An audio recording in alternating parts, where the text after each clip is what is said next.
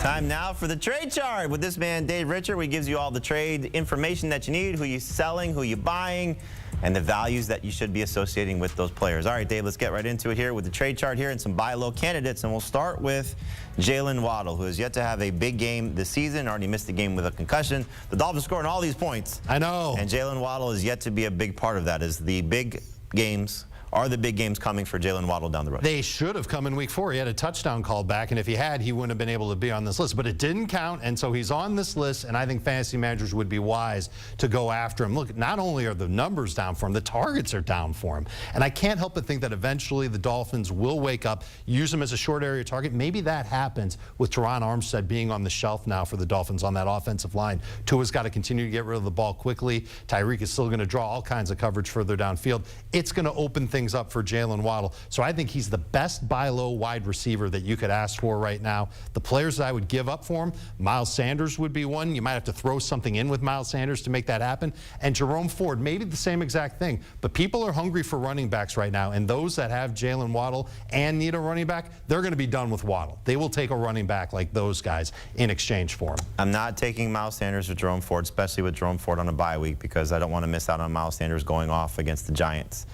I think it's probably going to take something a little bit more to get Jaylen Waddle, something closer to what you drafted. So maybe you can trade Ramondre Stevenson and something to somebody that would be buying into what Ramondre could become. Sure. Do you think Ramondre, hold that thought, do you think Ramondre is a buy low? Absolutely. I agree. Yeah, but again, I think those are the type of trades that you're looking at, because to trade somebody on a bye week that hasn't really done much, like as a Jaylen Waddle manager, I'm not giving him up for Jerome Ford. You know, so I need something that's going to be better than what Jaylen Waddle still has the chance to become, because it's not like the injury was to anything that's going to be a long-term concern, at least we hope. And so I think you need to pay up still a little bit for Jaylen Waddle. I agree 100% he's a buy low candidate, but you still got to give to get. And I think it's almost like a buy low for a buy low to get Jaylen Waddle. So that's and that would be Ramondre. That would be Ramondre. What about Breece Hall? Or Jahmyr Gibbs. Listen, I love Breece Hall this week. I do. I think I love Breece Hall. You'll find out a little bit later this week how much I love Breece Hall. If Waddle is the best buy low wide receiver, I think Breece Hall is the best buy low running back.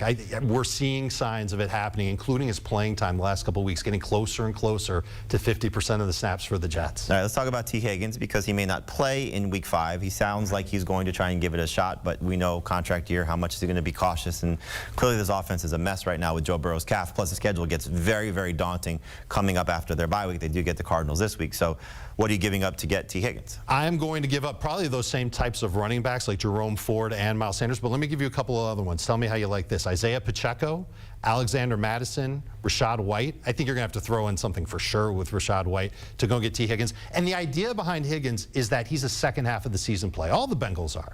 Because I don't know if I really want to trust any Bengals other than Jamar Chase and Joe Mixon for the next couple of weeks. But after that bye week, I would suspect that Joe Burrow will get back to being himself. You said the matchups are going to be tough for him, but I think Burrow can actually rise to the occasion if he's healthy. Yep. And if that offensive line continues to protect him. And we saw in week 2, T. Higgins absolutely has potential to be a monster fantasy wide receiver. I'm trying to buy low on him with the idea that he will help me get to the fantasy playoffs and win in the fantasy playoffs late in the year. Yeah, again, I'm not giving up T. Higgins for Jerome Ford. I'm not giving him up for Miles Sanders. I think it's going to be one of those situations where Pacheco is an interesting one. And I think the same thing for Waddle, because you're seeing him produce. You know the offense that he's in. You still probably have to give something with Pacheco to get a T. Higgins or to get a Jaylen Waddle. At least, again, that's what I would be looking for if I need running backs, but still giving up those type of wide receivers.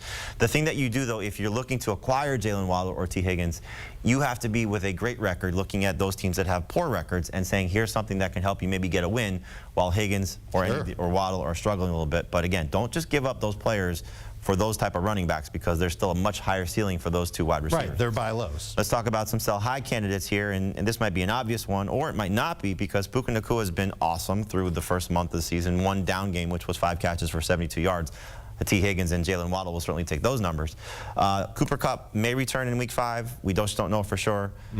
Are people actually going to be spending up to get Puka Nacua? So to say he's a sell high candidate, like, what do you expect in return? I would try and get somebody like James Conner, Alvin Kamara. It might be a little too much to ask for straight up for Puka Nacua. Even in full PPR and non-PPR, I think you can get those guys pretty easily.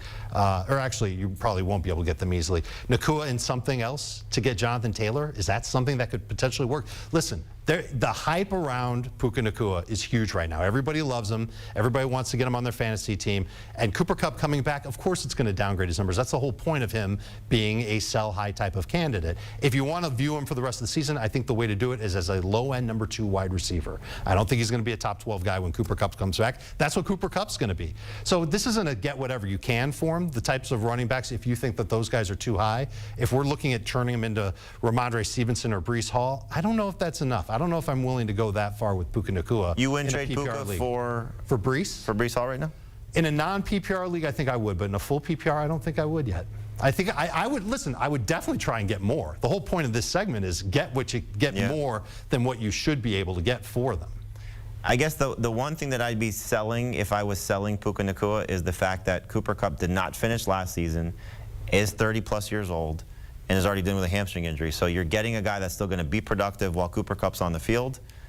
But you see what happens when Cooper Kupp is not on the field. Sure. And so that's the selling point, I think, for what Puka Nacua still could be, even with Cooper Kupp coming back. Say that when you go and try and trade him away to somebody. That's the perfect thing to say to somebody. Let's talk about David Montgomery, who has been awesome when he's been on the field. He's got 5 total touchdowns so far, so he's on pace for, I think it's 26 touchdowns, which would shatter what Jamal Williams did last year when he scored 17, but he's certainly on pace to get those 17 touchdowns. He's outplaying Jahmyr Gibbs. He might be playing a little bit over his head, but you just maybe have a solid number 2 or maybe even a borderline number 1 running back based on how this offense has operated and how the Lions are treating him.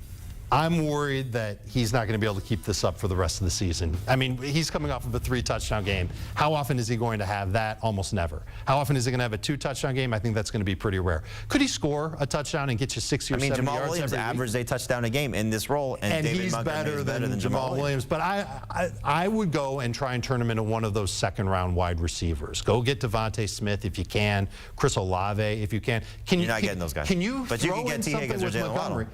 Well, I wouldn't want that. I really wouldn't. I think I'd rather have the running back at this point than one of those guys because I want to buy real low on those wide receivers. What would I have to throw in with David Montgomery to get at Jamar Chase at this point? That's a question that's rolling around through my brain. I mean, Montgomery and Puka Nacua might get that done. They really could. If the Jamar Chase manager is sub 500. And they probably are. Maybe, although he's been good the last 2 games, so we'll see what happens. Yeah, but he hasn't been Jamar. And just like with T. Higgins, second half of the season could be the fantasy MVP. All right, so you're buying low, according to Dave, on Jaylen Waddle and T. Higgins. You're selling high on Puka Nacua and David Montgomery. You're certainly buying, no matter what, our Fantasy Football Today podcast. The Dynasty Variety, hosted by Heath Cummings. You should check it out. He gives you all the latest information on things that could help your franchise long term. He also talks about things that are relevant for redraft leagues as well. The Fantasy Football Today Dynasty podcast, wherever podcasts are found.